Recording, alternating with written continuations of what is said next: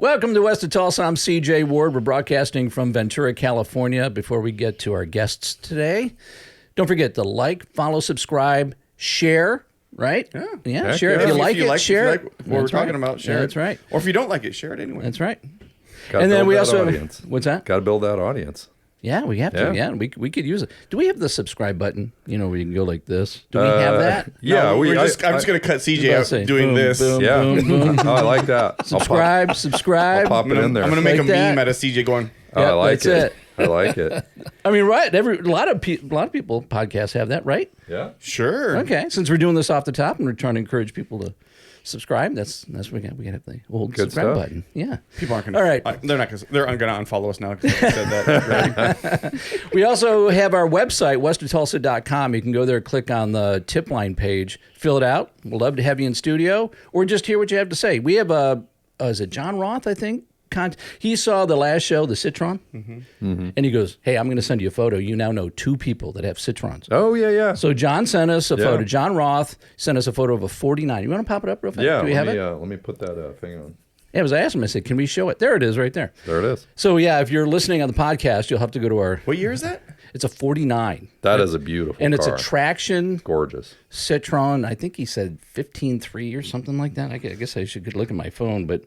yeah, what is it? But that's not as kooky as It's an Avant, Blake's. 49 traction Avant 15.6 is what it is. Well, that's a classy Isn't it car. beautiful? It's a classic It's not car. a weird car. It's a classy car. Yeah, Blake's Right. Citroen is like kooky. And Yeah. Which I He like, had the SM, right? Was it the SM? Yeah. that And was this it. one, John said that this one really drives modern. It has a lot Really? of modern conveniences in it, but Really? he goes, that just shows how even in 49, Citroen was kind of ahead of its time. So, I would love to know Beautiful what he defines as modern in that car. yeah, rack and pinion steering, that kind of stuff. Maybe it has air Like it conditioning. stops. Yeah. It stops. 64 degrees. The headlights work. It has fog lights. That's modern. Right? It's not. I mean, it's a beautiful car. it's a great It's looking gorgeous. car, yeah. It is. All right, John, thank you for sending that in. And if you're watching or listening and you want to send us your ride, we'd love to see it. Yeah, right? send us some Yeah. shit. Yeah. For sure. We'll highlight anyone's car if we think it's cool. Yeah, totally.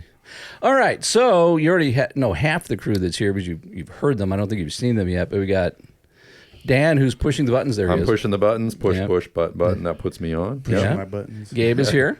All right, kind of the Ed McMahon. Oh, there you go. Everyone's going to get that reference, right? Only the old people will get that. Exactly. that's right. Who's Ed McMahon? Who is that guy? It has been a while, hasn't it? It's been a while. Yeah. All right, so man, we got 2 super talented guys here. Steve Feist is back. I guess he doesn't think he's that talented, huh? He's pretty talented. He's talented at buying cars. Yeah, he is. Yeah. Very Quiet talented. down. Welcome back. If he was just as talented selling the cars, he'd be good. I'm trying, man. I'm trying. I'm going to take 3 this weekend. And okay, when we're talking super talent here, we got Matt Egan joining us. Matt, thank you for joining us Hey, no on West problem. of Tulsa. So it's Matt M-A-T. It is, Just yeah. one T. One Yep, T. one All right, T. and because I want people to Google to see his work. Is I that was an, doing that is that last an night. Aussie thing, Matt? One T? I don't know. I've met quite a few lately, actually. Really? Here in Yeah. the States? You And meet few a lot of overseas. one Ts? In Australia. I'm not Oh, sure in if I've met Australia. one here. Okay. Maybe it is an Aussie thing. Eastern Bloc. I see a lot of Eastern Bloc guys. Oh, really? MAT, yeah. Really? Yeah. Interesting. Yeah. Okay. Only a few of us, but it's good. I mean, I will say flat out, damn, you're talented. Oh, As I was looking at the videos last night, Yep. and just amazing work. You two have known each other for a while, or? A little bit. Yeah. Okay. About a Little year. Yeah. All right. So, yeah, Matt does, I mean, the first time I heard about you was like, okay, he's a pinstriper. But when I started doing some research, you do everything. Yeah. You do some really amazing work. I mean, what, the gold leaf and Yeah, all the full-on different custom stuff. jobs. And yeah, so give us a little bit of background. I mean, how would you describe yourself? I mean, artist, how would probably- you describe yourself? Yeah, like a custom painter. Normally, that term, everything falls underneath that. If you do a little airbrushing, graphics, pinstriping, lettering. So I did sign painting as my trade, but I was always into cars and stuff. So, I was going to ask how you kind of got into it. well, I loved cars first when I was a little kid. My uncle had a lot of muscle cars and stuff growing up, and so I thought mechanic is the way to go if I love cars so much. But then I like drawing too, and so I did sign painting as like a trade school thing, like a work experience they call it in Australia. You go out and choose a field while you're in high school, do it for 2 weeks, and I like sign painting, so I thought this is a good way Wow, that got you into it. get into the workforce without having to do years of college in art school or anything like that. I can be creative straight away. Did it just come naturally? I mean, you just really artsy? I mean, what word I'm looking for, think but so. I think you've been I drawn just, to that. Yeah, I like different. Yeah, I guess I'm artsy, but yeah, yeah. I mean, like looking at cars, I like this, looking at body lines and styles of it, and different, wheel combos and what I would do. Even as a kid, I'd look at new cars and I like this one or that one, or I'd do this and I'd do that and I'd change that. So and you could almost visualize it in your head what you were going to do to it. Yeah, just sitting at the lights, any standard car, I'm like, oh, I'd change this, and what was the designer thinking with that headlight? Or I don't know. I'm always looking at things. But what's your car background, Matt? Like coming out of high school, what car did you have? What did you aspire to have? I had an early Falcon. So it's like a Ranchero, but we call them a Ute. A Ute. So love Utes. Yeah, it's You love me, Dan? yeah. Utes? I love Ute. You love Utes? Ute's so cute. Sorry. Yeah. Sorry. Short for utility. That's where it comes from. But so I got that when I was 17 and then restored the whole thing and did a crazy paint job on it and flamed it up and stuff, and then started driving to all the car shows to show what I could do interstate. And that kind of planted the seed? It definitely, yeah.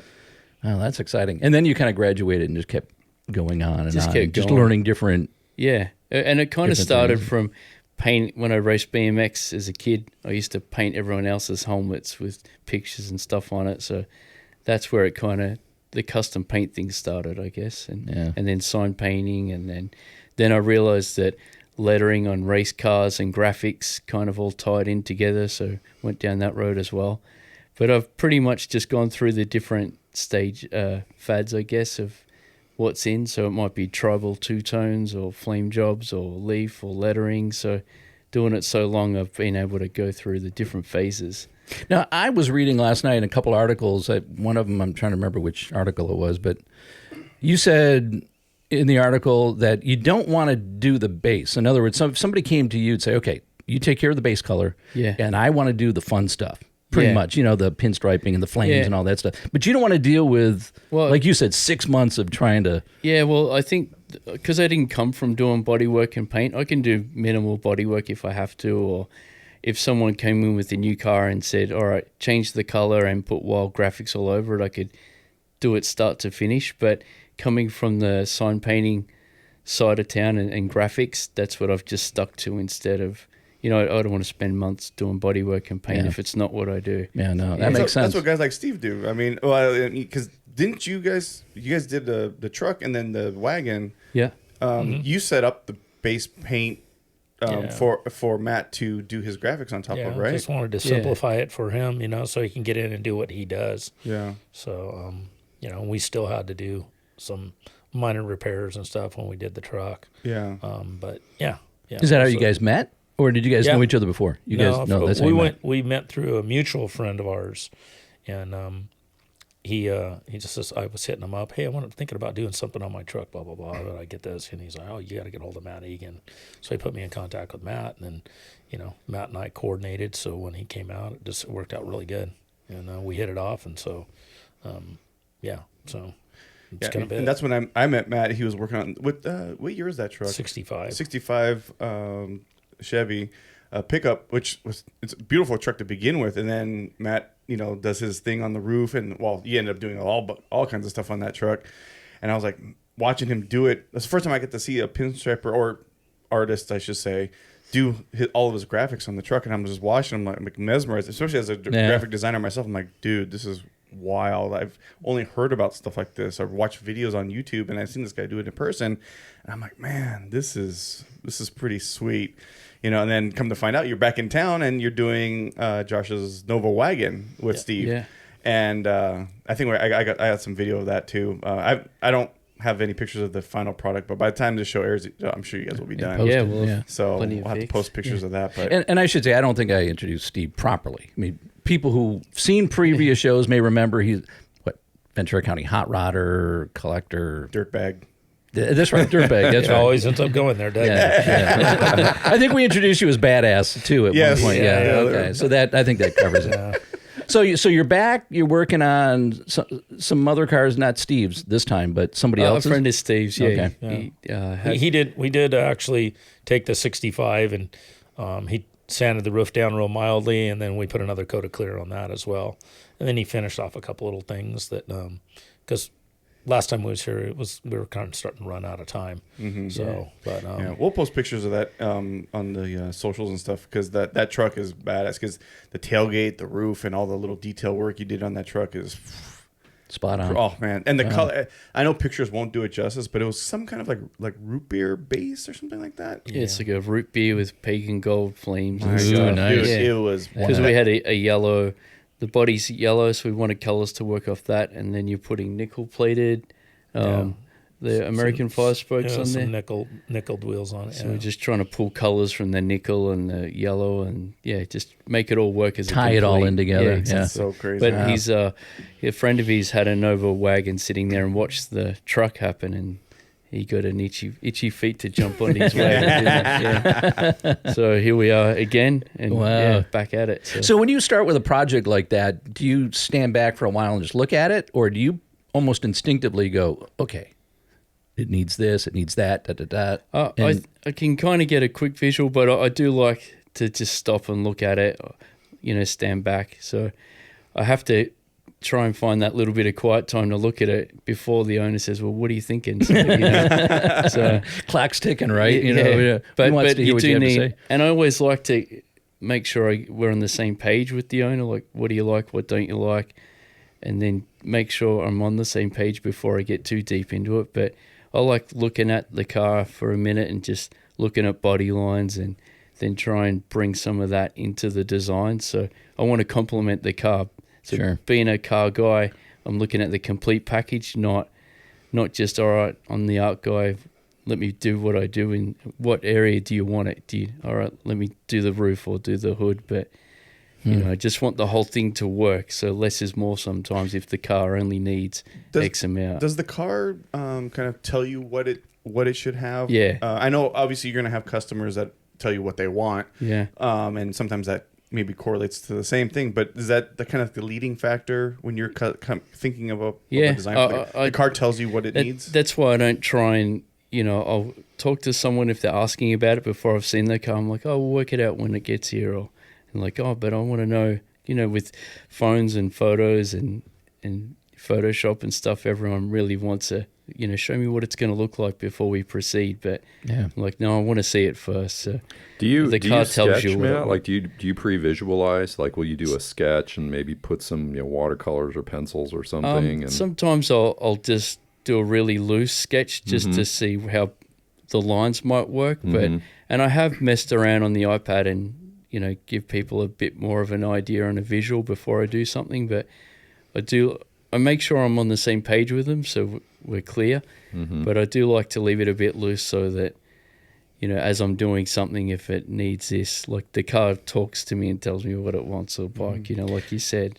And I know sometimes with artwork, sometimes it can be a really personal thing. So what they may want has a personal connection to them, their life, or whoever owned that car before, or who they bought it from, a relative, or whatever. Yeah. So you may end up with a choice of, I want that because it's badass. It just looks really good. Yeah. Or there's a sentimental meaning to it. Yeah, You run into definitely. kind of a little bit of both. A bit of both, and that's why I really try and get in their head and make sure that we're on the same page. So, and if they're not telling me too much, then I'll ask more questions and get an idea about it, just so I can tie it all in. So when they see it, oh, you did that bit, I remembered you talking about that. So A little personal touch. just try and We add all that. we had a guy on our show who he does custom Broncos. Oh, cool. And he said the term I think he used when he deals with customers was interrogate. Interrogate. He interrogates his customers to find out because he doesn't want to build a car that's outside of what he likes to build or what his brand builds, right? So he finds out what they're looking for. Do you kind of do the same thing with your customers and find out because somebody comes to you and says, hey, I want Hello Kitty with flames in my car. Yeah. Like, I don't know if you're gonna be up for doing that. Maybe you would, I don't know. But like, is that something where you'd be like, nah, I'm not with that? No, sometimes it's a challenge. So if I think I can make it work and turn it into a cool version of that, then I'll do it. But I won't just tell someone, no, I'm not doing it, and be arrogant and then leave it at that. I always tell people why I think it's not a good idea and why my idea would work better. Mm-hmm. And then if you like that, then they'll usually come around and understand. But if you just say, I don't do Hello Kitty, get out of here. So just so the record's straight, you've never done a Hello Kitty. No, but All right, just want to make sure. Do you think you could do Hello Kitty flames on Dan's Corolla? Because I think that would be sick. Maybe like a Hello Kitty skull. Oh yeah. I mean, I did do some crazy muscular frogs on a car once many years ago. So Did you say muscular frogs? Yeah, That sounds like a great name for a band. They- Muscular Frogs. Yeah, I like he that. wanted some frogs in there, so we put frogs in there. But yeah. Did you give them like biceps or Yeah, something? kind of. How do you make a frog muscular? Oh, we just found images of like bodybuilders and then added the frogs' heads onto it. Just kinda Oh, messed there you around. go. Yeah. Jacked Yeah. frogs. Wow. Yeah, same. Another dude wanted. He had Iceman on the number plate. So there was this era in the early 2000s, a show called Auto Salon. So there was more modern cars and stuff, but they all went through a theme of. It's kind of like the TV shows with the bikes and stuff. Everything had to have a theme at one point. Mm-hmm. So if their car was blue, then they think, oh, ice is blue, so I want Iceman all over my car. If it's green, I want frogs. Or if it's orange, I want oranges. It was a weird era. Wow. But a lot of airbrushing was Yeah, it was required. like the Wow. Orange County Choppers. They always have like a themed bike, like the Yeah, Air Force exactly. bike or Yeah. whatever. Which, Yeah. I mean, it pulled views and whatever. Oh yeah, but- yeah. The kids dig it. yeah. Gives a whole new meaning to bullfrog, right? Yes, exactly. does. Wow. But yeah, like doing it, I've been doing it close to 30 years. So, whatever trends come in, you got to kind of adapt to it. I'm not just going to say I only do flames and striping and that's it. Yeah. I mean, I enjoy that, but, you go through different phases of what people want. And What's your favorite type of canvas and your favorite type of thing to paint? I think cars or bikes that I'm into, really. I don't really do artwork just on panels. I probably should do a little bit, but because I'm such a car and bike guy, I want functional art is what I like, Right.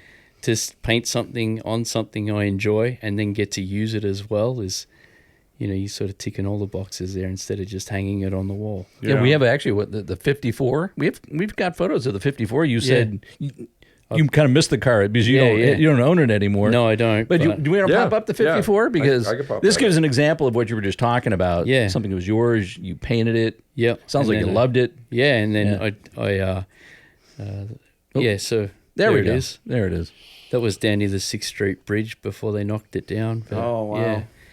So that, a friend of mine here in Ventura, it was one of his customers' cars and it was just in satin white. So there was another Mercury that I think you have a pic of, but I came over and did the roof on that and painted it all and stuff. And I said, have you built anything else wild like this? And then he showed me pictures of this thing. I'm like, oh, does the dude want to sell it? And so I handed him for about 4 or 5 years, and then I got a call, hey, he wants to sell that car. So I came So you over. bought it. I had another car in Australia, a shoebox Ford, so I sold that, came over, bought this thing. We painted it all, drove up to Sacramento Autorama. Like I unmasked it in the booth that morning, then drove up to Sacramento, did the show, came back, then clear coated the whole thing, then drove to Vegas for another show, and then we went on to Austin, Texas for the roundup. Lone Star And you just Roundup. drove it everywhere? Drove it everywhere. That's Whoa. awesome. That is That awesome. That yeah. was my daily driver here for about 5 years. So if I That was up, your daily? yeah. Oh, Wow. damn. So if I had a motorcycle parts to pick up and paint, I would shoehorn it all into that, and off I Man, go. that's badass. Yeah. I love the fact. I mean, I've seen cars like this, but I've never seen anybody really drive them. I've only seen them at shows. So to see you picking up bike parts and putting them, Oh, that's everything. pretty Yeah, cool, dude. yeah. It's I had a Mexican blanket in the back, so if we did a show, because I was using it so much, all my stuff in the back, I just drop the blanket over it, and all right, it's ready for the show. Did that car have hydraulics? Yeah, it did, So yeah. because it's obviously really, really low. So to Yeah, get there's over some- curbs and stuff like that, you have to it had to lift inflate the it. airbags up. And, Yeah. yeah. And if you're listening on a podcast, you obviously have to go to our You need YouTube to see channel. this. You got to Yeah, see you need to this. see this Yeah, thing. it's gorgeous. Now, I would say, how long did it take you to paint that? I spent probably a couple of weeks on it, yeah. Because it was already a good, clean white canvas. It was a blank canvas for me, basically, like you were talking. And what kind of wood is that? Is that mahogany, or I mean, what were you going for there? Oh, I actually wasn't going for a wood look, but a few people commented saying it looks like it looks like wood in the photo to me. Yeah, but... so that's all like ghost flames in the top. Yeah. And, okay.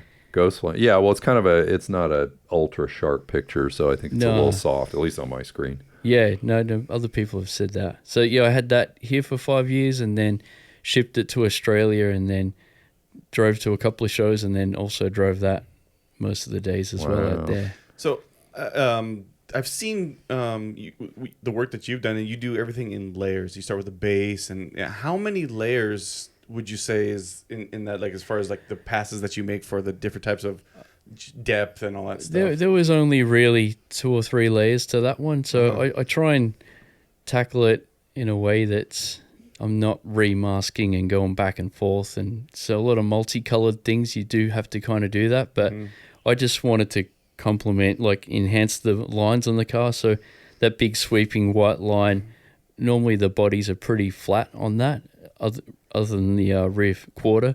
So I just added more body lines with the paint just to give it a bit more flow. So I didn't want the graphics to be overbearing on it. I just wanted to complement the whole thing. So do you get more attention driving this car in the States or in Australia? Like, or is it about the same? Both, I guess. People are like, whoa, and point at it and ask you about it and so on. A bit of both.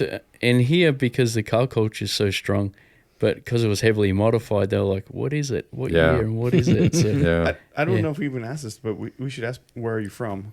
Australia. Well, you said right off the bat. Oh, but where in Australia? Oh, where? Yeah, so from where? Melbourne. Okay. Melbourne. All right. Okay. Yeah. All right. But then I also saw too in one of the articles I was reading last night that you spent time in Pittsburgh. No.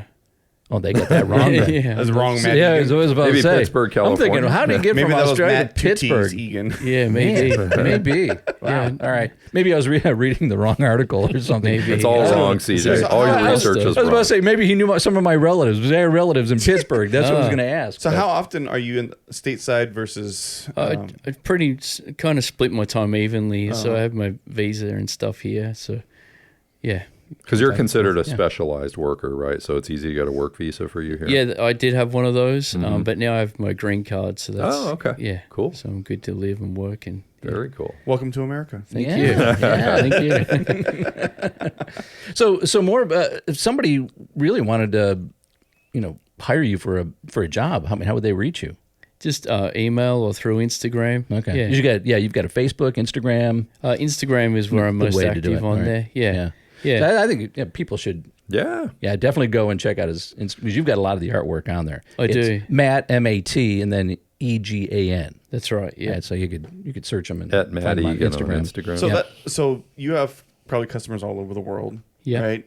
How do you deal with the actual painting of the car, the logistics of getting paint on the car? Because sometimes you need a booth, sometimes you don't. I don't know. Like, how do you facilitate the work when you have to travel to go see these cars? Mainly, I have a few different shops that I work with, and a lot of the time they'll hit me up and say, "Hey, we've got a customer that wants this done."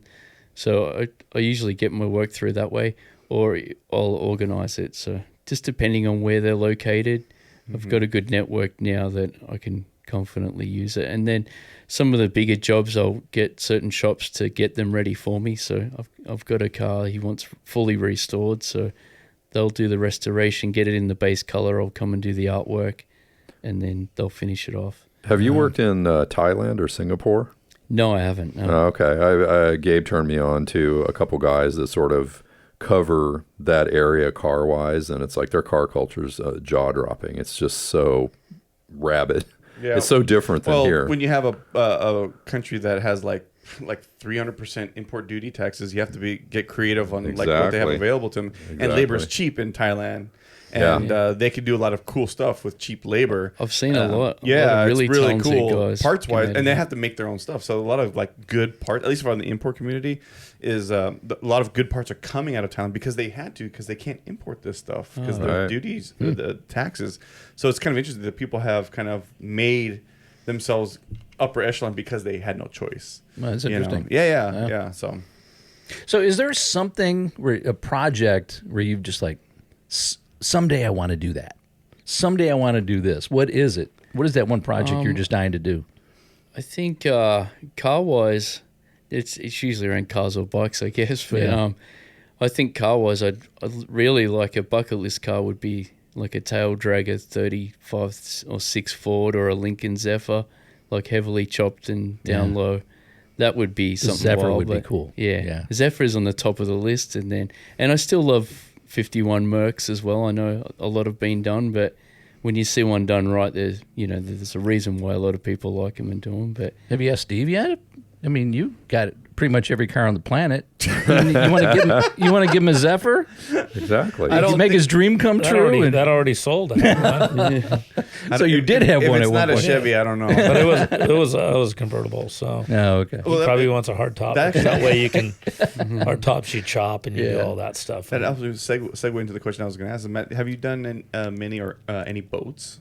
yeah, I have. I've done a few boats. Yeah, because you got a lot of big flat panels and big sides. I would imagine you could probably do some kind of interesting Yeah, things with I've boats. done a few, not for a while now, but some just with lettering and others full custom paint jobs on them. But Yeah. yeah, you kind of need to really be set up to do them correctly so you're not breaking your back leaning over the deck and stuff. But Yeah. so the guys who do a lot of them will have rotisseries and slings to lift them up. And Yeah. So, because Steve's got a few boats here and there, and some of your boats have some amazing paintwork and gold leaf and all kinds of stuff on it. Yeah. Do you buy boats because of the paint jobs on them, the graphics on them? Is that something? Well, the boats that I have, I have just because I've either got some type of it's mainly a history thing or a tie to them or something, that maybe I knew the boat when I was just getting into boats, into my early 20s or something like that. And then, and I mean, it depends on who painted the boat and, that plays a role, if it's a painter that's no longer painting or it's a painter that there's very few that are still doing it, and, they obviously do just insane work. Yeah. And, so that's So, like a painter of a boat, is that kind of like equivalent to like who built the chassis of the certain car or whatever? Like it matters that much. It does. Like there's certain names from way back. There's Von Meter. There's Vale. Santini, I think, did some stuff back then. I don't know how much. I mean, they all did a lot of just beautiful work. Bill Carter, ton of stuff. His paint jobs are unreal. And then there's a lot of other guys that I've seen their paint jobs, that might not be from around here, but they were back east or something like that. And, there's a lot of talent that was going on back in those days when the drag boat world was really, really going off.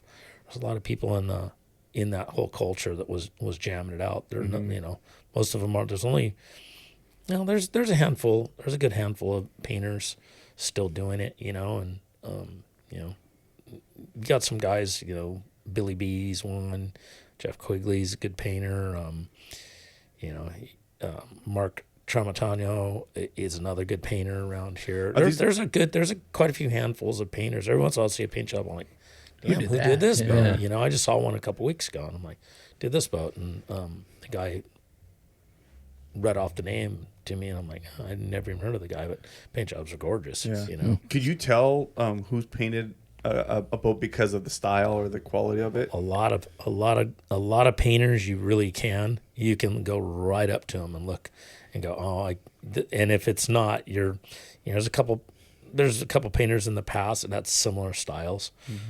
But yeah, I mean, for the most part, yeah, you can walk up that you can instantly pick off who painted the boat just because of their styles. Yeah. Matt, would you say that someone could pick out yours because you have a certain type of style or quality to your paint jobs, or do you try to be like as versatile as possible? No, I think people start to pick now, especially flames are pretty, there's a certain style that a lot of people might look kind of similar, but if you really study them, you're like, oh, I bet that's so-and-so. I bet that's, It reminds me of Mike LaValle back in the day. He did like the skull flame, the really detailed flames back. Yeah, I think it was in the valley here somewhere. You could tell like he was known for that. And granted, he was on a lot of the TV shows, so that definitely helped him. But you know, you see people have a signature style or something about their work that is, oh, that's a Matt Egan, or that's a Mike, you know, whatever. Yeah, definitely. Okay, Yeah. so someone could kind of, if they've seen a lot of your work, they could be, oh, that's got to be a Matt Egan design. Yeah, I've had that and said, you know, a lot of people said, oh, I saw that thing and I knew you painted it from a mile away, but, which is good. It's a compliment. Yeah. Well, who'd you look up to? I mean, were there any painters when you were kind of working your way up where you said, wow, man, I love the way he or she paints? I mean, Yeah, I think in my era, so I was looking late 90s, early 2000s, I was looking at the American magazines and seeing, you know, there was a couple of different ones, but I used to actually look at Hot Boat magazine a little. There were some wild paint jobs on the boats Steve's talking about. But yeah, like Hot Dog, Pete Finland, he's down in San Diego way. He's did some good stuff, and Craig Fraser was doing the airbrushing and the mini truck stuff that was really hot when I was getting into it, and Steve Van Diemen and a few of those other guys. So yeah, a lot of and then I've met Pete Santini in one of my first trips over here and did a little bit at his shop as well. I was going to say, Steve have you DeMann. met any of these folks? Yeah, And I've met a lot of them now. Yeah. And coming over for SEMA and stuff, there would be like a custom paint. Like the Thursday night, they'd all go to Hard Rock Cafe, all the painters, and meet up. And Oh, that's yeah. fun. So yeah, I've met all the painters that I'd want to meet and work with some of them. So it's been really cool. But so when I was doing my apprenticeship in signage, I was just doing lettering and stuff. And then some of those magazines I was exposed to, I'm like, oh, this is what you can do with this. And then that just shot me off. Yeah. Yeah. So are you pretty connected, or like have good relationships with a lot of other painters, and I would imagine all over the world? You've worked with painters before. Yeah, definitely. Yeah. Where would you say you fall in as far as like age? Because you seem like, as far as the type of skill, the work that you do, I would imagine there are a bunch of like older guys that just don't, you know, they're just that maybe trade is dying. Would you say that you're on the younger side of that group? Probably. Well, I think I am, and then I look at how long I've been doing it, I'd say I'm in the middle. But yeah. There's a lot of, I think with social media and the TV shows and stuff, there's a lot of new blood coming through that cool. are really hungry and learning, and all the YouTube videos and instructional stuff out there. Like when I was getting into it, it was either magazines or there was another painter, what's his name? Anyway, I forgot. But a few painters in Australia that I would call, Shane Abbott was one of them. He'd been doing it a long time, and that's how I met Pete Santini, because he came over and did a lot of the drag cars and stuff with him back in the day. But I would call him, and he was really good with answering any questions and any trouble you run into. That they laugh first because they've had the same trouble, then they tell you how to fix it. And That's pretty so, cool. yeah, that was cool. There's So you're starting to see young guys taking up this trade as well. yeah, definitely. That's awesome, because we've talked about, especially the past times that Steve's been on and other guests, we always talk about how the big concern that everybody has is the younger generation not picking up a lot of these trades, especially like upholstery or paint and body or whatever. So it's kind of refreshing to hear that you see younger people picking this stuff up. Yeah, I think it's always good to look at anything custom painted or upholstered or any craft, any trade. So I think the kids that have interest and are creative are going to be like, well, how did this guy do this, and what is it? And now with YouTube and everything else, it's exposed, and people can at least watch a how-to and go, all right, I can try a little, or so I think there's still hope, definitely. Yeah. Do you think magazines still have as big of an impact like it did as it did on you, or do you think that the YouTube and the Instagram thing will do the same? You know, I know it's different media, but like magazines, like you see it nice and big. And I got lucky with, for a long time I've had stuff in magazines in Australia. Like it was nearly monthly I could go to the store and see something that I painted in there, which was great. But I still love magazines for inspiration over anything digital. I think a book or a magazine you can just pick up and take your time and look at what you're looking at and take it in instead of just zooming past something, you know. Yeah. Scroll. Helm, who's not here today, he wanted to be here today, but he would absolutely attest to that. He always says print is not dead. You know, not at all. Yeah, you still Look, something tactile, something to look at and touch and feel. Yeah, you know, and that analog, I guess you want to call it, experience. You know. Yeah, I would have a table full of magazines in my old shop. So if I had a blank creative block or something, I'd just come and flick through a few mags, and then I'd be inspired and ready to go, and I'd do something totally different to what I'd looked at. But if I look at, say, Instagram or something, it actually drains me, and I'm not inspired to keep going. Oh, that's interesting. That is Yeah. interesting. I could see that happening, Yeah. actually. Yeah. You know, as a It's fellow, like too much stimulation, you know? And totally. yeah. It's almost like your brain shuts off. Yeah. Me being a digital artist and creator, you know, when I get working for a client and I get stuck, you know, it's the first thing I have to do is actually walk away from the computer. So it's interesting that you said, I never thought about it that way. Yeah. You know, whereas like you pick up a magazine or get inspiration from something other than what you just, you're sitting in front of a computer screen all day. Yeah, and I do agree that the computer screen, it removes, it doesn't add, you know. Yeah. It anesthetizes you. A what? Anesthetizes you. Another word of the day, calendar. You know, anesthesia, anesthetizes. Come on. Yeah, that's My good. vocabulary has gotten so much better doing this show because of Dan. That's Yeah. not a $10 word. Yeah, That's no. that's a common word, right? I wanted Not to for add me. that to myself. Not for the people I hang out with. Right? Hey, I wanted to ask Matt, what's your? I'd be curious to know what your take is about wraps, because once good again, question. you're scrolling. It's like wraps, and you see a lot of young people, Yeah. young guys that are into JDM import culture, obviously, but they're just wrapping everything in really crazy ways, and some of those. Well, they're also and- wrapping like $1 million sports cars too. Right, so right. Yeah, that's Yeah. not just it's So everybody doing it. So I was now, just you know? curious what Matt's take is on. Do you think it's just a fad, or do you think wraps are going to stick around? I or- think it's got its place, Yeah. you know. I got a friend in Australia that's actually, he won the rap, like a king title, I think, at SEMA a couple of years in a row, like 3 okay. years, and he's back in Oz that comes over for it. But he gets really creative, and he did a Volkswagen exotic graphic, it's called. But anyway, he layered all the vinyls in different layers to get a wood grain effect that you would feel, and then created transparent prints over flakes and pearls, and Wow. so Oh, that's and cool. he's done custom paint as well. So he applied what he'd learnt and got creative with the wrap. So when you see something like that, you can't go, that's not good. It's not paint, so it's not real, because Yeah. he put a lot of work into it. So I mean, that's like Sure. truly mixed media. Yeah, it is. It is. yeah, It yeah, is. That's pretty it's cool. cool Yeah. to see. It's really Yeah, cool, and yeah. he clear coated over it and stuff. But I think it's got its place. The JDM guys, they're going to change things, or maybe they're damaging spoilers, doing drifting or whatever. Yeah. It's like maybe it's not cost effective, but if you've got a hot rod or a custom or a nice boat that's going to just come out for a cruise and It's like be artwork. put away again, it's Yeah. artwork. Yeah, it's Yeah. artwork. Yeah. It's a little more heirloom than a Yeah, wrap. so A wrap is disposable, it feels like. It's like, Yeah. a couple of years, I get bored, to change the color, I mean, change the that's texture. exactly what the drifter guys do, because they know they're going to bang something up. Yeah, So, and they want yeah. their car to look decent on True, camera at least, so true. they'll just put another piece of Yeah, whatever so- on it. Yeah. you Yeah, know? I think it's for different purposes. Yeah. I don't think it's every hot rod's gonna start getting wrapped and take away the art of custom paint. So I'm not worried about it. Yeah. I'm interested in, when people look at what you do, artists like you, especially the pinstriping part of it. Yeah. You think, man, you got to have such steady hand.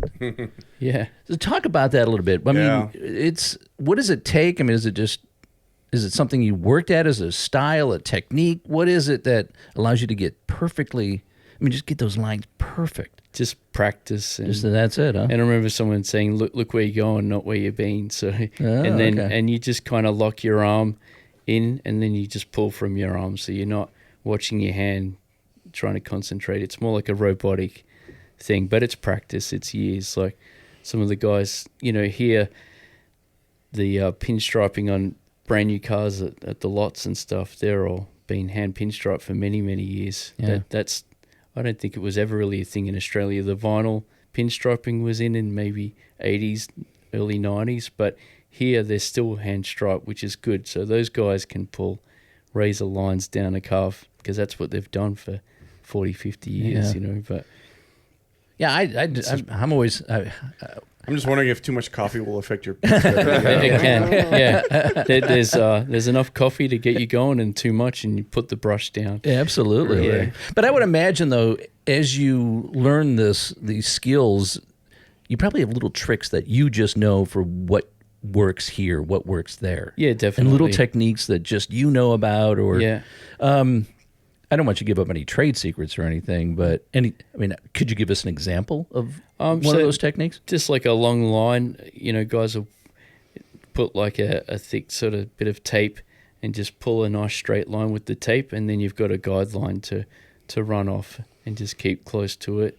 That's one thing. As a visual reference? As a visual reference, you know, and that helps. And then, but with the design striping, like the Von Dutch sort of design work, then that's just, you just go for it. Well, that's what I was going to say. I'm glad you brought the pinstriping up, because that was the next question I was going to ask, because that was the first thing I noticed, and it's the first question I always had for a pinstriper or somebody who was doing pinstriping, was when you do those, especially like on the trunk or the back of a car or whatever, making the artwork, that scroll work symmetrical. Yeah. All by hand.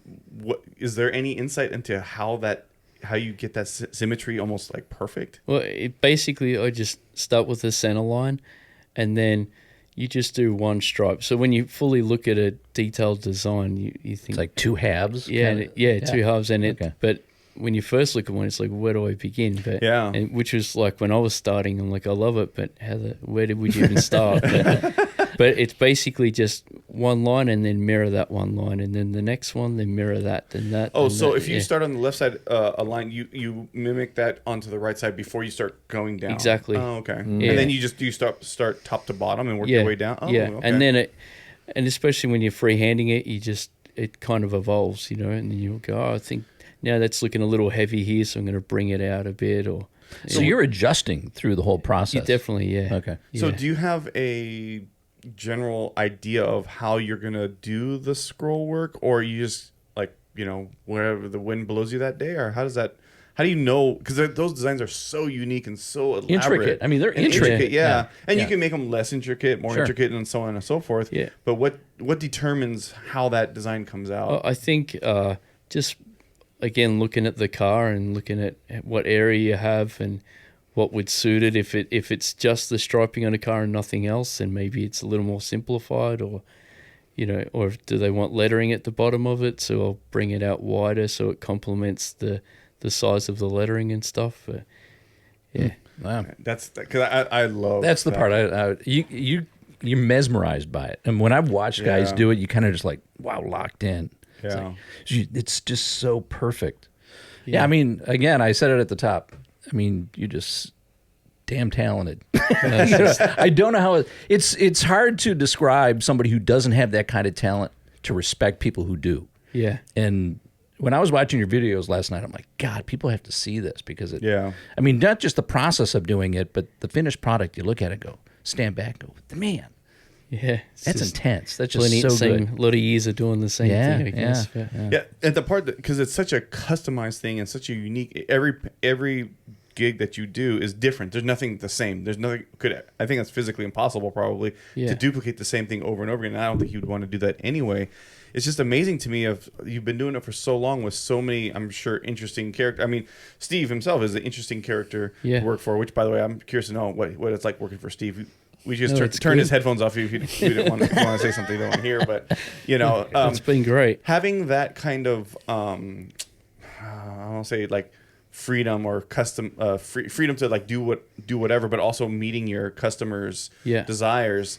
That to me is an art form in itself. I think, you know. I think so, but I think I don't come across as a salesman or anything, because I'm actually a car guy, you know. So if you're into it, then it's easy to have that conversation, because you're also interested in their car genuinely. You know, what motor do you have, what wheels, and I dig what you did here. Or so straight away, the customer knows that you're on the right page. You're not just like an artist that's come to put something on a car. You're actually into it as Invested well. Exactly. in the final product. Yeah, like I want it to look good because I like the car as well, and also it's got to have my name on it, so Sure. I want it right. So Are there any cars that you don't like that you wouldn't want to see your artwork on? maybe a Tesla truck. Boy, that came up again. Whoa, The Tesla Cybertruck is getting some. but you know what? Hey, how about I guess my Dave, Model Y is I'll not do getting it. no work done on it. But then again, that's like a challenge. So, Yeah. if I see something, go, all right. It's like I said, when I stare at cars going, oh, I'd change this, I'd change that. So I wouldn't say I wouldn't do one. I guess you don't have to worry about curves on that on the truck. Well, on here's the Tesla thing. truck. I mean, But that would- yeah. test would be, oh my God, he actually painted a Cybertruck and made it look good. Yeah, that's so. Yeah. I would That do would be it. a That would test. be- Yeah. I would do it for that reason, Yeah. definitely. Yeah, There's like it's hope a for you, challenge. Gabe. Ain't nothing happening to my Tesla. Your Model Y is white. It's a perfect canvas. Yeah, dude. no kidding. Ready That's to a base go. coat. No, You're good. No. And but that car's perfectly, it's just like every other Tesla out there. So you can't find out whose car it is. You might as well just. true. You might as well just. I'm not trying pinstripe- to advertise that I have a Tesla, even though we talk about it on every fucking show. Yeah. This has We really do. got me thinking, man. Oh, no. I'm serious. I think you should set the trend. I think you should have Matt do some flames, do some fades. you go. That'd be Panel awesome. work On on, a that Tesla. fucking Tesla? Yeah. And then he Yeah, could it'd be put rad. matching paint job Dude. on your refrigerator at the same time. Well, then he The could refrigerator would be cooler than the Tesla, for sure. He could top it off with some spinners on the wheels. Now that, there you go. That- dang, dude, That might affect my efficiency on the car.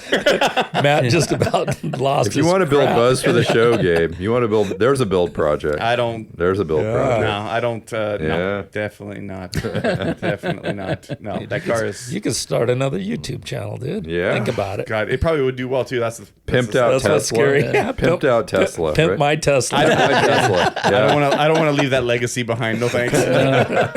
It's views, Gabe. We need the views. Come on. We need the views. I'm not that desperate. Gotta take one for the team. Oh, God, no. Dude, this is really gonna go somewhere. I'm feeling it. Flames, airbags. Yeah, it's gonna be right in the all trash that can. That's stuff. where it's gonna go. Oh dang, Yeah. dude! Bagging a Tesla. We could, Tesla. we could roof chop it too, I think. Maybe the no Hello kidding. Kitty flames would work on the Tesla. Yeah. That would probably make more sense. How about the chop lowered Tesla? Kind of like your car was. You Yeah, know, where it's there you just go. scraping the ground. It would be There like, you go. yeah. That might be something. A chopped Tesla. That's what I was Yeah. just thinking Yeah. too. Yeah. Well, okay, so funny you should say something like that because there's a guy I'm like obsessed with this shit right now. He's in Australia. I think he might be in New Zealand. I can't remember. There's a guy. His channel's called Misfire, and he does all rotary stuff. Okay. He is putting a rotary swap into a Tesla Model S. Oh, Wow. It's fucking awesome. I'm obsessed with the guy. He's trying to make it to the Jamboree. Yeah. I don't know if he did or not, but I've been following his build because he's literally they had to make the reinforcements to brace the engine, the trans, and put the drivetrain in, and he's trying to make it look completely stock outside, but it's gonna have this Brappen rotary in it. I was like, dude, that's pretty freaking cool, man. And it'll need some flames, by the way. yeah. You could do it. Yeah. I think Get the it. coolest thing you could do is get one of those Tesla trucks and put an old Dodge diesel in it. Yeah, And put yeah. a programmer in it to where when you Yeah. stand on it, it just blows so much black smoke out the back. And everybody would just be like, I'm surprised no one's done that because I like That's that. awesome. I would think like whistling diesel guys would do that. Yeah, already, yeah. You know, but that's actually a genius idea. It is. I hope somebody does it because that would be badass. I should patent that real quick. You can go spend 130K on a freaking truck, dude, and dump a Cummins in it. That's right. Gotta wait for the batteries to die and then get it cheap, I guess. There you go. Yeah, yeah. The resale on the Teslas isn't exactly screaming. You know, No. Yeah, right? it's pretty No, sad. they're terrible. They're terrible. Pretty sad. So it might be worth after you pay one off to just chop Yeah. it and put some Yeah. flames on it. It might be worth more. Yeah. Sure. Yeah. Who knows what'll be affordable and not in the future? So Yeah. what the next For real. generations will choose to do. Seriously.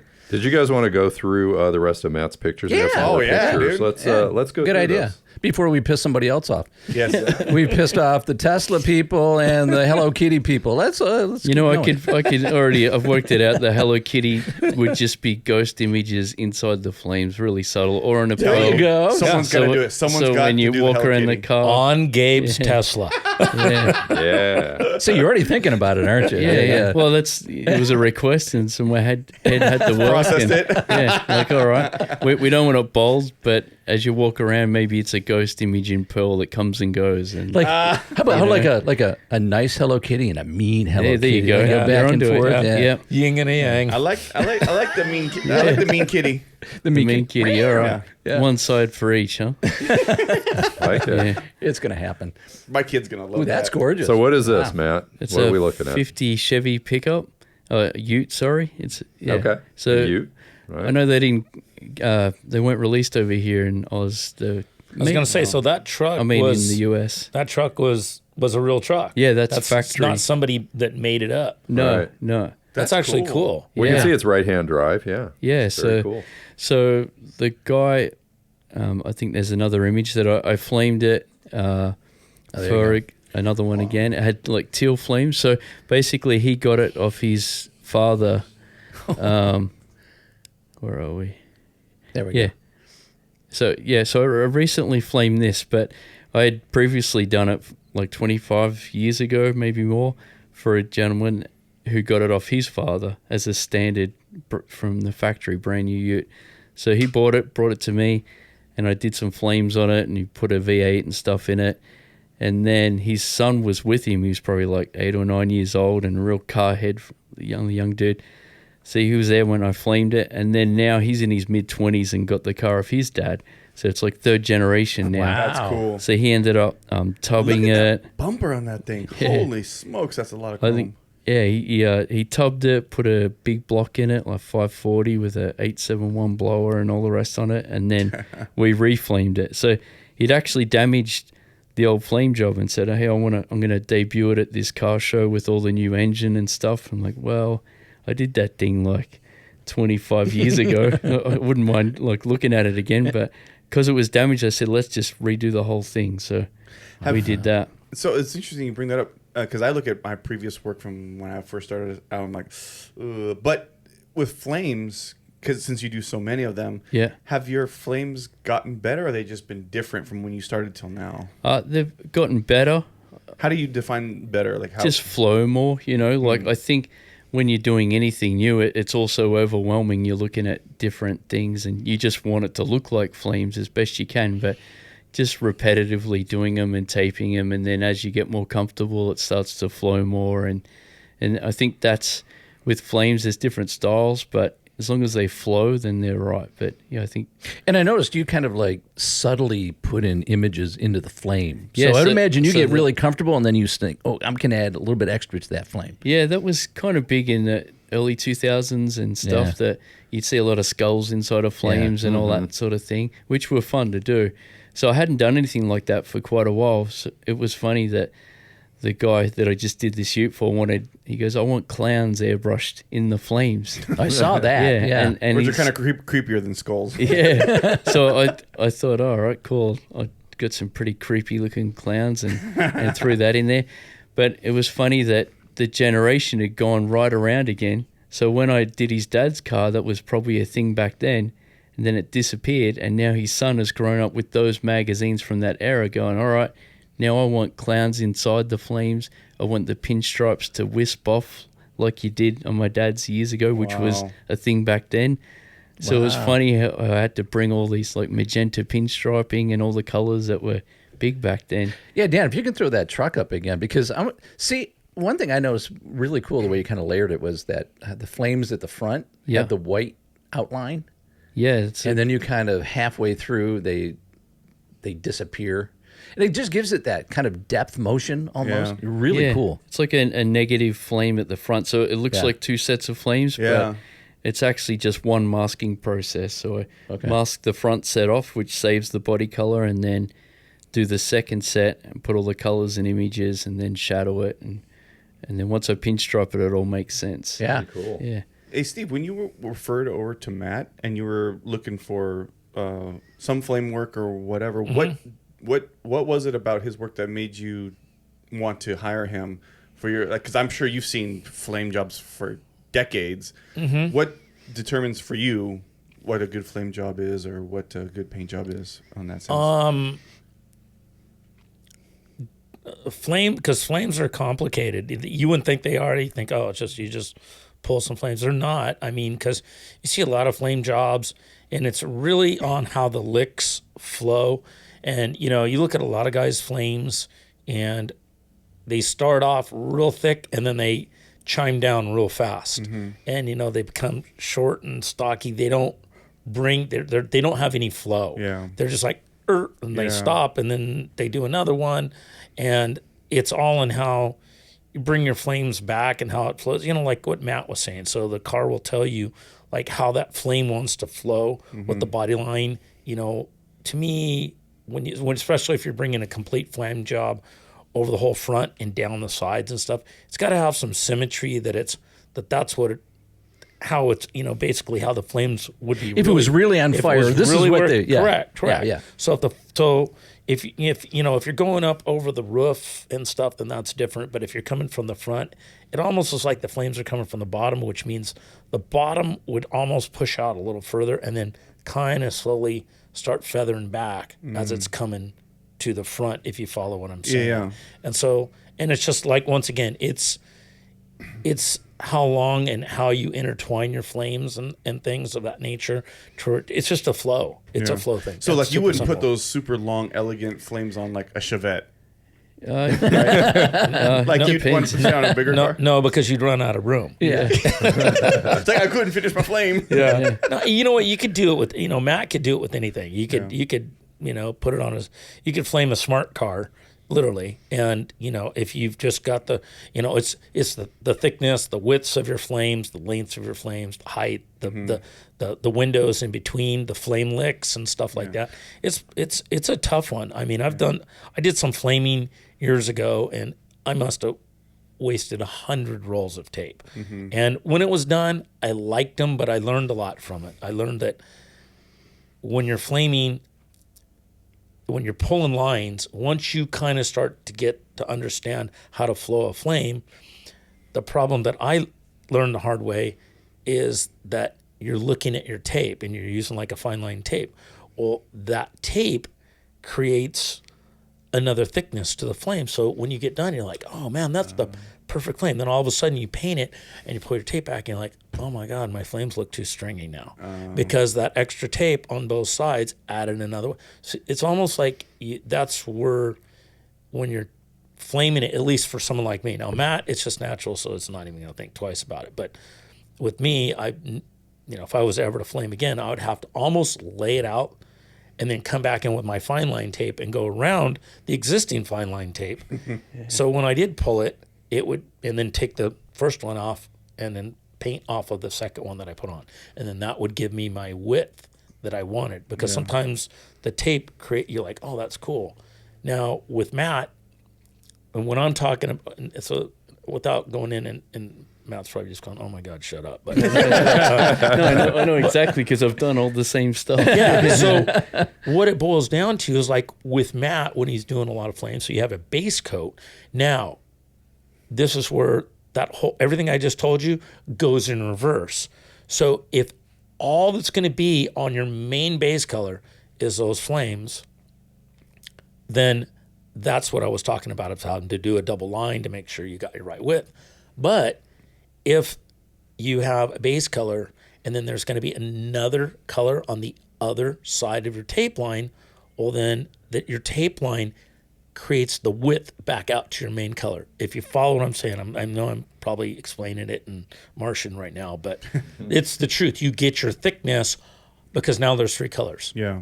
So, and your tape line is creating the more width, the bigger width of the frame.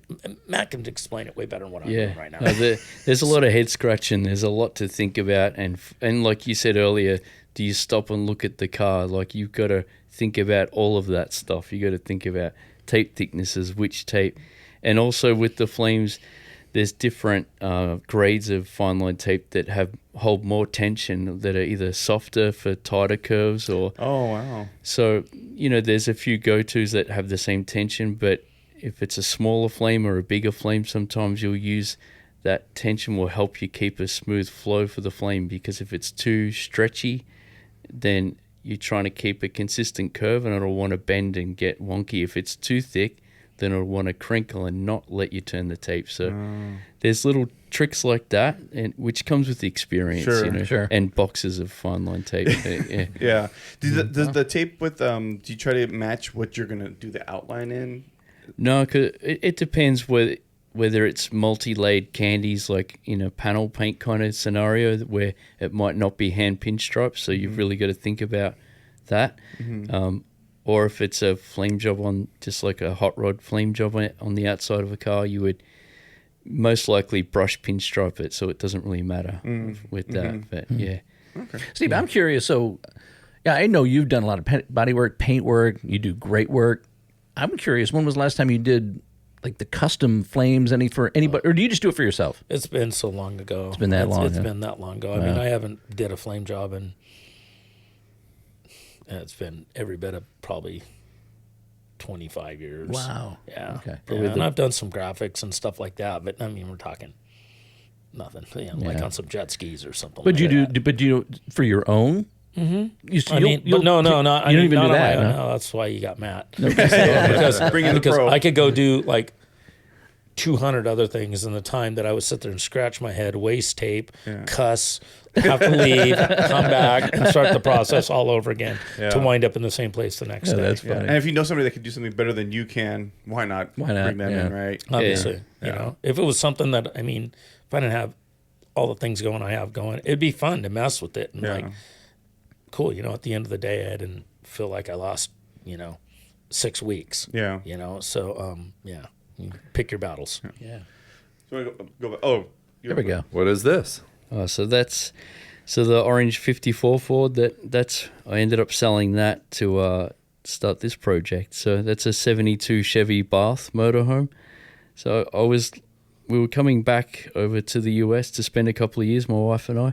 So we're like, you know what would be cool? Like an old custom motorhome and do some touring in it and stuff. So I was just looking around at Airstreams or different motorhomes. And then I saw this thing and I loved the look. Actually, let me back it up. I went to SEMA like years ago and there was a truck, like a Freightliner truck that was built for FedEx. Mob Steel built it. So it was slammed on the ground. So FedEx came to them and said, we want something for SEMA, sorry. So they basically thought about building a box truck out, but ended up building it from scratch and got a Freightliner semi front and then built a box off it and slammed it on the ground, put big truck wheels on it. Wow. So I saw that and I thought, man, imagine if I got that and turned it into a motorhome, So I tried to ask them if they'd sell it and they wouldn't really budge. So I was looking on the net, found this thing and I thought, man, the front of that looks like a semi. Yeah. And it looks like it's got a chopped windshield already and it looked pretty sinister. I'm like, I've never I think I seen could a do motorhome like that. No. I've seen a lot of motorhomes. Is that but silver or is that all that's like wild. is that That's- stainless? Or No, it's aluminium or really? aluminum. Yeah. Yeah. That's So that's cool. in the U.S.? That was in the U.S.? Yeah, it was. Okay. I've That's never here seen in that. Ventura at the fairgrounds. Oh, yeah. wow. So, so the inside, we kept the outside standard, just put the polished Alcoa wheels and stuff. And then the inside is where my wife and I thought, all right, this is going to is be where the you do new it. hot rod. You know? Yeah. So, It's a sleeper, in other words. From Yeah, the outside, exactly. you have no clue yeah, what's people on are the like, inside. oh, is this dude homeless or not? Or, but as soon as we stepped inside, we stripped it all and custom painted all the cabinets and panels to look like a lowrider panel paint job. You said your wife, so does she do the same thing? Yeah, she does Wow. more like fine art on canvases and stuff. Wow, okay. So she helped with just prepping it and some of the taping and all that kind of stuff and what we were going to do. And so Wow, that's awesome. Yeah. So Actually, His wife does some really cool stuff. So he showed me some stuff that his wife does, and it's That's like cool. and Artist marry artist. yes, yeah, and it's good Yeah. because we come from different sides of the art world. So we can blend them a little bit. and- blend in and have different points of view for stuff. So it's cool. So this is the inside of that motorhome. Yeah, So I would imagine this is a collaboration between the two of you, right? I mean, Yeah, what you wanted to definitely. put in there, and yeah, That's So we reupholstered and did all the new flooring and. Being that you're both artists, was there a lot of agreement or disagreement on direction on? Oh, you artwork? get a bit of everything. We wouldn't be real artists if we didn't. No, but- exactly. That's why I'd ask. But with the custom paint, she knew that was my thing, and I'd sold my car to do this project, so she let me kind of do my thing Oh, there. that's So cool. that was good. well, one thing I noticed, there were no flames near the stove. There is there's flames right underneath the stove. Oh, are there? Oh, see, I Yeah. couldn't see it. Yeah, I see it. There you go. Yeah, I did that on purpose for a bit of fun. Oh, that's funny. Yeah. That's fun. I actually, Dan, can you pull up? There's a picture of Steve's truck that Ooh, that's nice. Matt too. did a. Yeah. So that's the flame job before. That's the early one from 25 years ago, and then the purple flames for the new version. Okay. Yeah. So they don't flow as well. They're a bit fat and chunky, but it still works. So when he wanted to debut that one, and like, I got a new motor, and I want to get my dad's car back out on the show scene. Like, whoa, hang on a second. So Is that damage in the fender? on the fender there? Yeah, that's what that is. Okay. Yeah, so I was like, all right, this is its chance to get its new life and a new chapter for him. So it's not dad's car. It's, Yeah, right, he's done his thing. Hey, Dan, pull up the yellow truck, the pickup truck. It was Oh, in the that, in the yeah. paint booth. That yes. one? Yeah. So I got to see Matt doing this real time, not the finished product, but when he was laying out the flames and stuff. I can say that is so crazy. That's so detailed and intricate. And that's a tough one because it's very short. So like you were talking about, you could flame smart car or something like that. When it's long, then it's pretty easy to just let it flow and get a little crazy with it. But when it's so short, you've really got to concentrate because you don't want them to all look exactly the same. So this, it's fairly similar, but there's not a lot of room to play around. Well, I was just going to say, they all look like almost like you copy and paste, but they're all different if you look closer. They're not the same. Yeah. So it's got the width, the kind of the similar to the next one or whatever, but uniform but not. Yeah, it's got a balance basically. Yeah. It's got a balance, and then you see on the front corner how I've just added a few more to give it a little to complement the curve of the roof, instead of just looking like it was a computer mask. Yeah. Repeated. That's wild. And I'm curious, how difficult is it to do this type of work on a roof? Because of the angles, as opposed to maybe the side of a door or a panel on a pickup or a van or whatever. But you're working down on that as opposed to right there in front of you. Just So gotta how difficult is that? I mean, what challenges does that present? your back. You just got to get up on stools and have the right stand and look at it and lean over and try and stand back and have a look. Step back, have brakes, give your back a break. Definitely. Okay. I would think that would be one of the challenges of that. Yeah, that's why I admire a lot of the big boat guys just leaning over the decks, and because there's a big ski race scene in Australia, so a lot of them are vinyl wrapped now, but friends used to paint them back in the day, and they'd have murals on all the decks and with intricate graphics, and they'd just be like leaning over them and or setting up, panel plates and stuff to lie on. But yeah, there's a lot of, you got to keep pretty fit. Have you done any of the murals or like the type artwork like on this have you done lowrider stuff? Yeah, I've done that. Airbrush work on all kinds of stuff. A few trucks recently, semi trucks and stuff. So semis. Yeah, there's a big scene in Australia with a lot of scrolling and striping. It has its own look on a lot of the trucks, but even a standard truck going down the road will have pinstriping on it, like every one of them. And it's a certain style, and they don't really differ from that. So I don't do a lot of that, but a lot of them will have big fleets. So they'll put a mural on the back with their father that may have started the truck fleet, and then maybe his first truck, and then stuff like that. So there's a lot of memorial stuff on, that's on cool. semis there. Yeah, there's like meaning to these paintings. It's not just that's random right. artwork. I like that. And they're really usually cool. like a really old image. Oh, here's a photo, and it's super blurry, so it's pretty tricky to get a detail with it. But yeah, it's cool. So you're doing caricatures of people basically too. Oh no, I try and do what I can to Yeah. get the image as close as I can. That's cool. Yeah. Yeah, lowriders. Whenever I see those, by the way, There's looking the at there's the clowns. clown. Yeah, there's Yeah, the there's the clown clowns. flames. Yeah. Yeah, clowns built in there. You're right. There's kind of creepy, demonic kind of.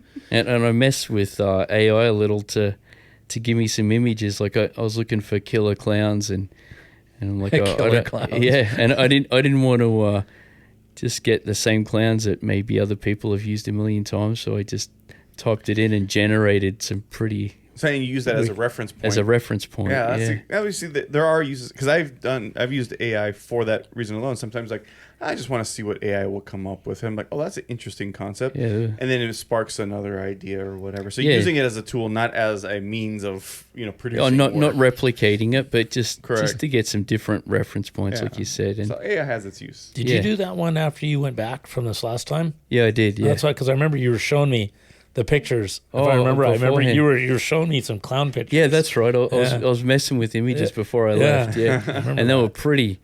Man, there's some pretty wild stuff. And you couldn't sleep that night, could you, Steve? No, After seeing up it? all night. Yeah. I'm really pissed off at him the next morning. Still getting flashbacks. No, that's cool how you built that right into the flame. I think that's all the images. That's it. I think so. Yeah.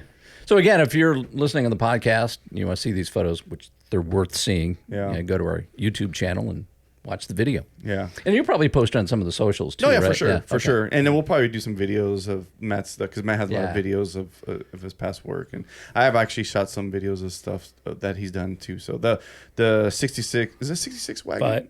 But 66 wagon. Yeah, the 66 wagon. Yep. I got some. It's before it got painted, but all the masking work that he did, I kind of got some video of that. That part of that process. Yeah. It's. I mean, the masking work itself is artwork to me. You know, because I just, oh my gosh, without all this, you couldn't lay down Sure. that paint. It's Well, watching the masking part is almost when you're watching somebody mask, say Flames is a good example. Yeah. When they're laying it all out and then they're getting it just right, and you're trying to visualize what it is. Because you can't tell from just the tape what you're trying to do. No. But I'm sure in your head you go, I know exactly what this thing's going to look yeah, like. and that's everything. It's the tape. Yeah. Like I could, for a flame job example, I could lay out the tape and then I'd be content. Like, all right, I know what it's going to look like, and then walk away and let someone else paint it or whatever. Like that. That's the part where it's all in the taping, definitely, and the color. I would imagine choice, too. obviously. I mean, but- they've been doing Flames since 30s, 40s, 20s. 40s, Yeah, yeah. I mean, early days of hot rodding. Do you look at Flames now? Do you see somebody's in Flames and go, "Well, that's different"? I mean, that's just it's. Or do you think pretty much it's all been done? Or, No, well, there's different styles. Like there was a tribal flame era, which it was cool when it came out because it hadn't been done before, where they'd have reverse hooks on the flames and come back and forth. yeah. So Yeah. when that was new, I did quite a few of those as well back then, which was good because it was fresh and it still worked and it gave you something new to try and work with. But that's about the only real major change I've seen to them. Hello Kitty Flames. Yeah, there you I'm telling go. you, that's the new trend, brother. Well, your Tesla's sitting out there waiting. Tesla flames. like electricity flames. Yeah. Hey, that's perfect. Yeah. There you go. The flames have to come from the bottom because those things burn up. So. It's literally in flames, like blue flames, like electric spark. Yeah. so you're going to do it, right? No, Okay. but that'd be cool.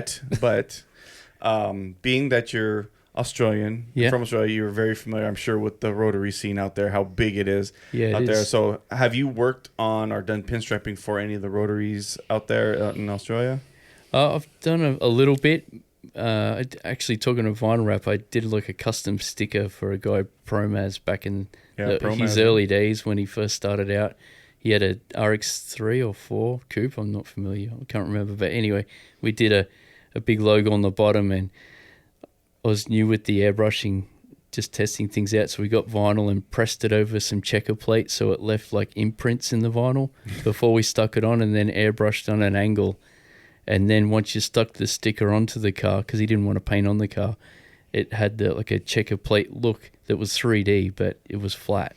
That's cool. Yeah. That's really cool. Just little tricks you learn when you're starting out. But yeah. Yeah. I would do the flame, some kind of work from Matt on my rotary before I do it on a Tesla, just for the record. Okay. Yeah. So Well, we'll Matt, see. I was hoping Matt could settle for us being an Aussie, Yeah. driving right-hand and left-hand drive cars. What is the way? What's the correct way? Well, the right way is called the right way for a reason, I guess. So you've driven on the left side here, and Yeah. it's back. It's like me going to Scotland and driving right. It's just backwards. Everything's just Yeah, it's I'm just so used to backwards. it now that if I jump in an old car, because I had my left-hand drive car, the 54, back in Australia for a while. Mm-hmm. So any new car, if I'm here, I go to the wrong side because my newer cars would be right-hand drive. Yeah. And then in any old car, I'm straight away to the left-hand drive. Does it But feel really bizarre driving a left-hand drive car in Australia because the roadsides and everything? It depends. If I'm jet lagged, then sometimes I come back, jump in my left-hand drive car, and then pull out into an intersection and someone's honking their horn. on the I'm like, wrong side. you know, what's your problem? And they're like, Wrong damn, country. I'm in the wrong Wrong country. Yeah. I mean, I could totally see that. I mean, Yeah. that would be me in London or something. I'd be like causing accidents all over the place. Actually, I just drove a right-hand drive Nissan Stagea wagon this past Sunday, and it's for the most part it's not that big a deal. It's just some things you have to get used to. But the part that really gets me is when I back up, I hit my head on the window because oh my, Looking the wrong way. Wrong way. An automatic would be one thing, but like a Well, that's 5-speed or stick shift. I was you're trying to. I was driving a manual too, and another thing too is the the turns, the left-hand turn, that's kind of awkward. Yeah, it'd be awkward. Right-hand turn's not so bad, but the left-hand turn is just like, Yeah. why am I looking at my Wonky, passenger as I make Right, a left-hand turn? or pulling out. I'm pretty familiar with both now because I've been doing it so long. But in the early days, I'd pull out of like a driveway, and then you're like, "Whoa, I'm facing traffic." Pull back in again. Yeah, there's a few things. Yeah, to worry I drove about. in Scotland and in England and a little bit in Cape Town, on right-hand drive with manual shift cars, and it's just like, wow. That would have been a task. It's a trip. Yeah, It's definitely a trip driving over there. Not just because of the right-hand drive, but also because of like the signage. Like in the UK, as you know, it's like bushes, little tiny, just on the corner of the building. We're used to like big road signs, and it's like, I drive past everything. It's like I got to loop back because I missed it. Yeah, just there's constantly. a lot to take in. Yeah, Uber. yeah, exactly. Uber next time. That's probably the right way. Yeah, exactly. Uber or Lyft. Yeah. I drove one of my grandpa's. He had that right-hand drive car. I drove that one before I sold it. Yeah. And manual trans. One was a little Yeah, shifting with your left is kind of weird. that was Left a to Morris Z panel is what that was. And it was kind of a trip. It's You like know, a little drove run- around all the neighborhoods around here. It's like, and like you said, basically when you go, like you were saying, Gabe, it's like you go to make that left-hand turn and you're like up against the door. Like, whoa. Yeah. Well, I'll tell you, at one point, I had my right shoulder replaced, right? So I couldn't shift this. I had my Integra. So after I'm starting to get back in, and I can't shift with my right arm yet. So I was doing my left. Oh, jeez. And I'm going like Jeez. this, and I'm shifting like this. I got actually pretty damn good at it. Wow. And then all of a sudden I realized, oh, okay, I guess I can use my right arm again. But then all of a sudden I was kind of used to using my left hand. That, you know what, though, we shouldn't say anything because there's I think at least two that I know of, and it's all over YouTube, of drifters drifting with their feet because they have no arms. Oh, they wow. yeah, Oh, really? Whoa. they're drifting with their foot. Wow, that's Steering with wild. and the throttle I think is kind of like, I forget how they did the throttle, but the steering wheel, you can see like their foot, like the left foot was like steering the wheel and they're drifting. I'm like, damn, that is some talent. Are they using Right? the right foot to e-brake? That's what I want to know. I think the e-brake, well, because the e-brake you have to pull it, so Right. there must be some kind of electronic. I don't know how they do it, but you Yeah. literally see them steering. That's with their crazy. foot. Wow. I'm like, dang, dude. And they're actually drifting well. They're like drifting at high speed and getting good drifts and stuff. yeah, they're not Wow. doing Brodies in the parking lot like we would. They're, Wow. No, they're actually like on a course. That's amazing. I'm like, whoa, that is wild stuff you find on the internet, man. Yeah, that's Right? nuts. Right? Everyone kidding. needs adrenaline, don't they? Yeah. Yes, yeah, they do. really. Yeah. Do we anything else you want to cover? No, I think we covered. I mean, So if they want an hour and what is it, 20 minutes, something like that. Yeah, hour and 20. So how if people want to get a hold of you, what's the best way to get a hold of you, and what's the handle? And So Instagram would be MATEGAN_custom paint with a K. So yeah, and then just send me a message through that, or email is MATEGANAUS. And you at going back? Gmail. I'm sorry to interrupt, but you going back and forth between Australia and the U.S. right now? Yeah, So yeah, it's- I am. Yeah. So if somebody here in the U.S. wants to, I mean, are you heading back soon, or Yeah, how yeah. long do you spend here before you head back? It depends on the work, but I'm available. I'll come over. Okay. I'll just group the jobs That's a together. long commute. yeah, I'm yeah. surprised you haven't asked the question. Which one? How much does it cost? Oh, that's right. Yeah. You're the how much does it Yeah, cost guy. sometimes Sometimes man. you ask. Sometimes you ask. I only ask but- for you because I know you. It's very curious too, and I know a lot of people want to know. 'Cause Well, see, logically, I would say he's an artist. I mean, it depends on the commission. Depends on, I don't. You don't have package prices, right? No. You're No. like, look at a job. the A package, the B package, and the C package. The clown from hell flame job is 15,000, and Yeah, it differs because there's so Yeah. many different. It's just A lot of variables, a lot of hours, right? Yeah, a lot of different variables. yeah. Yeah. That's why I didn't ask Gabe. I would have logically thought like this guy's an artist. It's he's not doing assembly line work. It's Well, okay, I'll ask. What's the biggest and most expensive job that you've ever done? I don't know. You make me think now. It's just whatever has taken a lot of hours, I guess. I'm not sure. So will you bill? Oh, that's a good question. Will you bill hourly, or will you just sort of say this is 15 grand, 10 grand, 20 grand to do whatever? If it's something I can wrap my head around on exactly how long it will take, then I'll try and put a price on it. But hourly is usually the only way that it really anything custom Yeah. You know, It's hard people to- can guess, yeah. but there's always lost hours. So Sure. I think anyone that actually can keep doing it and sustain it hourly. Do you is the charge best extra way. for difficult customers like Steve? If they're not difficult, then their heart's not in it. Huh? Oh, good answer.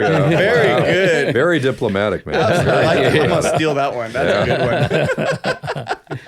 That's about the most They don't want it diplomatic bad answer to that enough. question I could ever Yeah, conceive of. yeah, totally. That's awesome. Pretty good. Yeah. All right.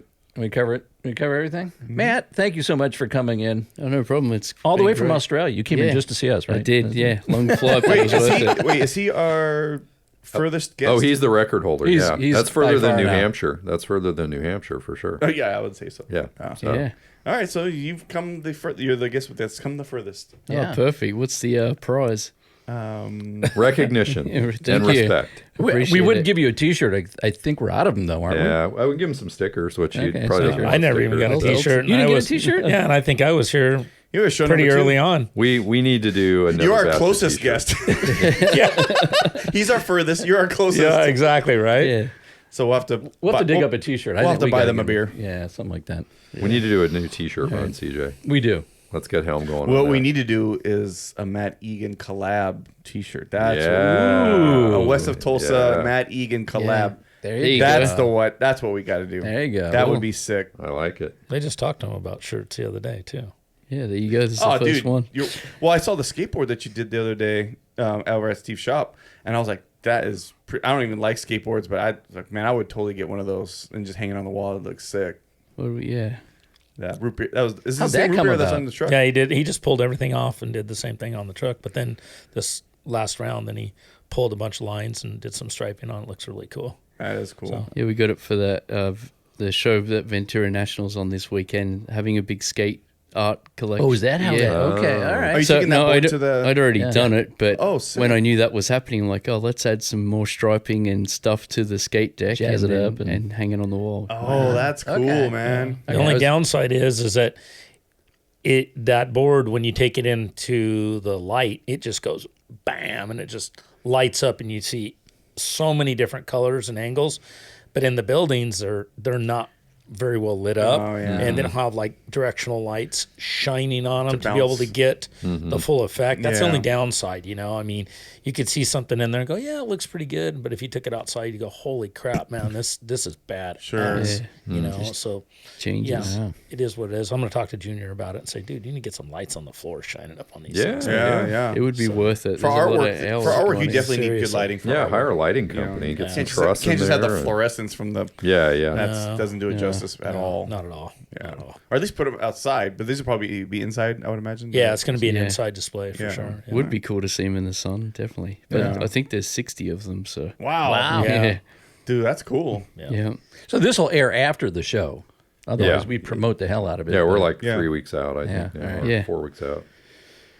All right. Cool. Matt, thank you so much No for worries, coming thank in. you. Great to see you. Super Yeah. talented, and this guy always talented. So This many guy. talents. We don't have enough time. This guy. His name's Steven. Steve. Yeah. Steve. This guy, his name's Yeah, Steve. Steve. Yeah, that- yeah, yeah, that yeah, guy. yeah, that The- guy. The That guy. talented, the other talented guy. All So right. we got Dan, the non-car guy, and Steve, that guy. that guy. I'm that non-car guy. He's that guy. Yeah, yeah.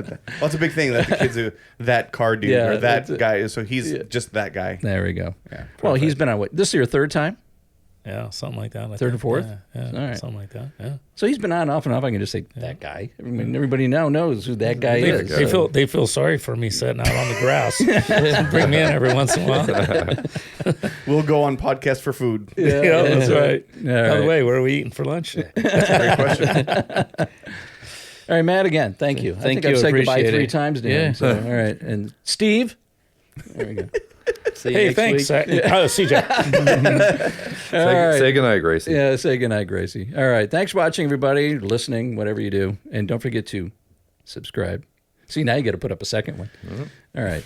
Thanks for watching West of Tulsa. Don't forget to like, follow, subscribe. We have our YouTube Channel. and westoftulsa.com. Go there and fill out, we're going to do this twice, fill out the tip line page. We'd love to have you in studio. Send us pictures of your car. We'll talk about it. All right. Thanks for watching. We'll see you west of Tulsa.